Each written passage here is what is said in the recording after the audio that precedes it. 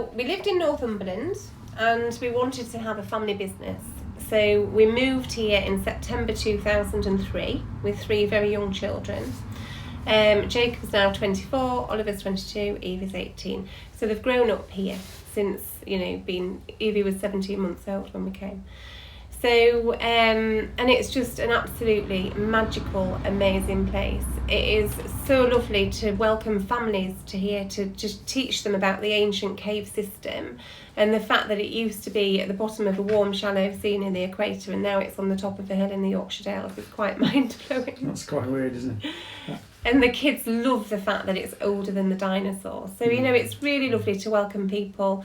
And in November, just before the pandemic hit in the March, we spent £500,000 on the place. So we decided it was, do we sell and move on, or do we actually invest in the place for, future? So we did. And hindsight's a wonderful thing. And if we'd have known about the pandemic, then maybe we wouldn't have done that. But so we've created the cinema, which is absolutely stunning. And that also doubles up for corporate events. And we've redone the Time Cafe. We've got this beautiful pod. Got an amazing chef, 2 chefs in the kitchen. And it was doing absolutely amazingly. It was the best year ever. And then the pandemic came. The pandemic came in March, and we were donated, in the first lockdown, we were donated an ice cream van.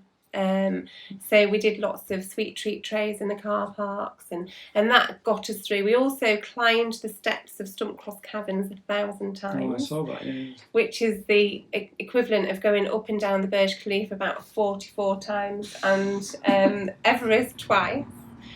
So, that was really, really hard. I don't know how we did it, but we did that to keep our staff, our team, because you still have PAYE and pensions and everything to pay, regardless of the furlough. So that was to keep them.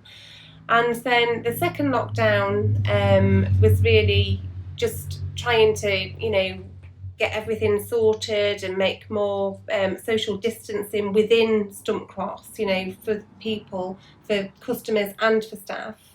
And this lockdown has been trying desperately to get grants and funding, which we failed miserably at, and we didn't fit into the government guidelines, so we turned to crowdfunding. So we've raffled off our beautiful VW camper van, and now we're stuck on a hill with no vehicle. And we're about to raffle off a flat in Pateley Bridge, which is beautiful. And this is all the camper van have saved our team. We had one redundancy, which was very sad, but we've kept everybody else. And it's enabled us to reopen, because without the crowdfunding, we would have had to close.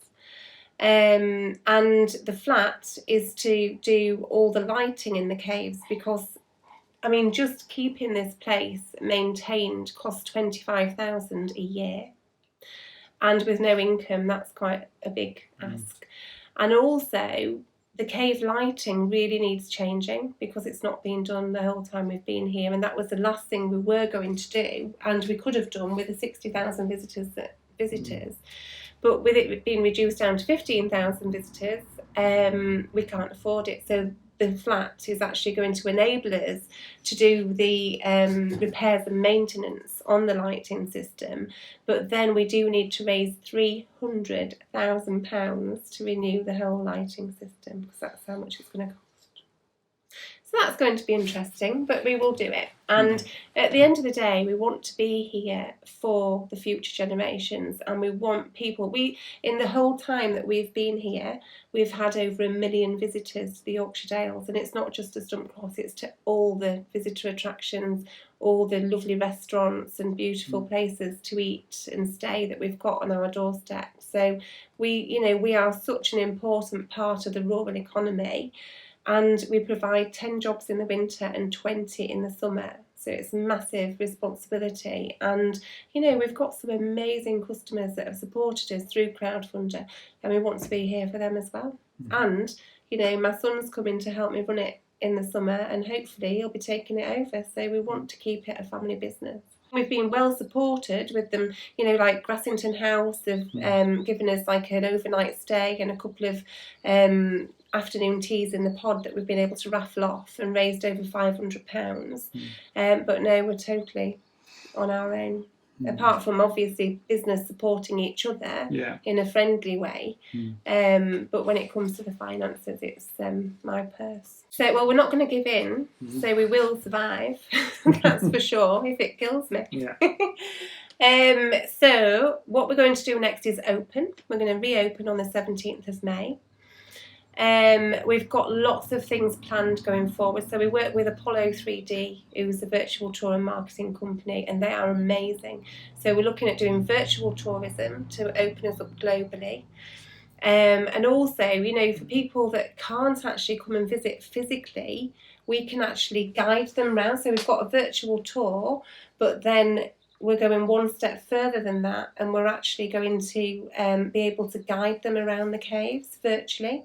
So we've got a lovely geologist who works with us, and we've just taken another one on for the summer, a young geologist who's very exciting.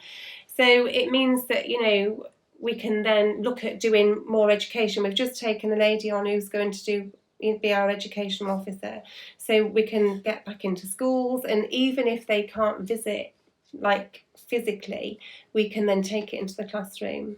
So obviously we won't bring in the same amount of income as having a whole school visit, but it might hopefully be enough to keep us ticking over, and it opens another avenue up there. So yeah, so we're going to do that. Obviously the cinema will be open. We will be at a reduced capacity to start with, but then we have to see what June brings as to whether he does open that up. And we're also looking as well at utilising some of our own land. We've got quite a lot of land, and we're looking with national parks at the minute at doing an accessible walk. So that again with a bird hide. And because we've got such an abundance of nature, haven't we? And, you know, birds, there's the red kites, there's you know, there's ravens, there's owls, there's all sorts, you know, the lapwings, curlews. So, you know, it's so peaceful to be here. And if we did just have a lovely area, because you've got to think about people's mental health, haven't you, and well-being. And I think everybody's been cooped up. We are so lucky to live here, and we want to share it with people.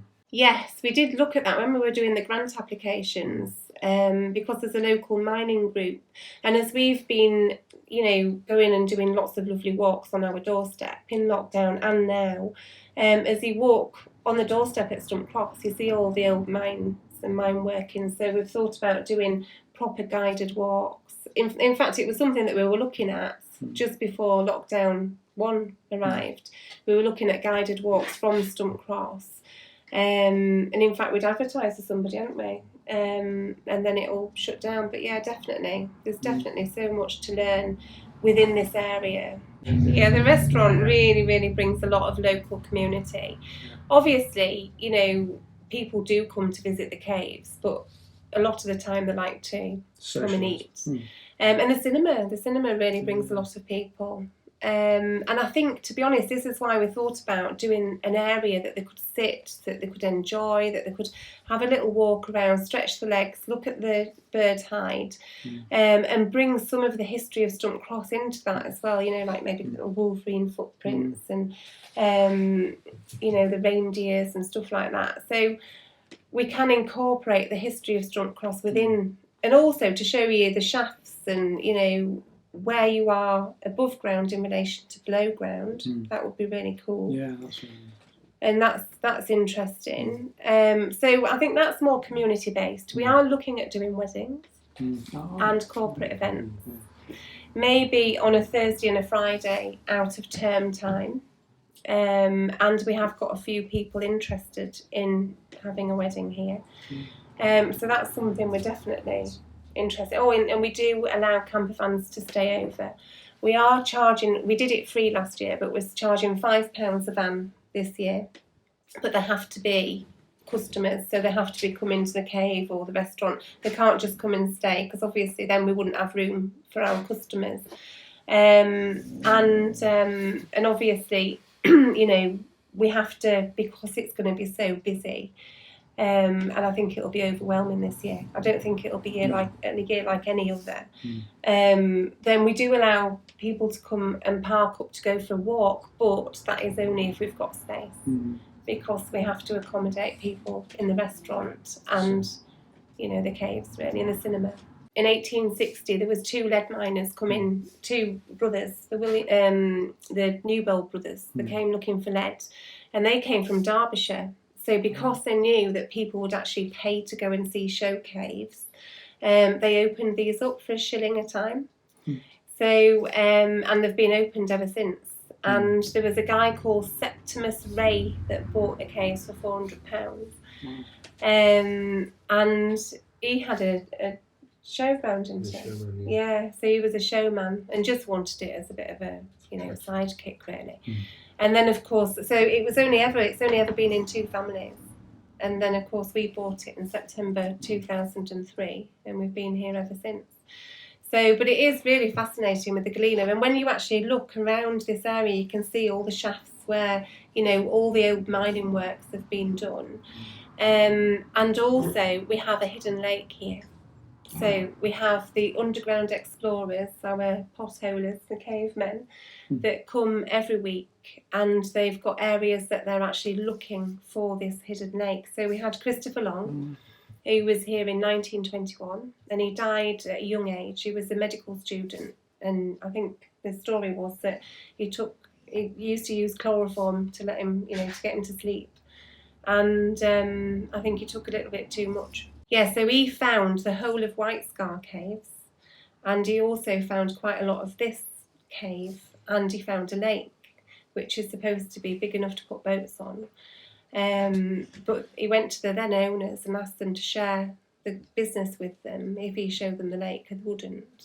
So it's been blocked up and hidden ever since, and that's what the underground explorers are looking for. We've met some amazing people through crowdfunding, and we have a lady, Dr. Jade, is going to come and have a look at the water here as well. So we've got a water scientist coming to have a look at that. So that'll be interesting, because the water that's entrapped within the stalactites can tell you all about the weather, you know, year on year. The lady that's doing the education side of things is going to be doing some paranormal activity as well. She's already been down the caves, hasn't she, trying to find this lake.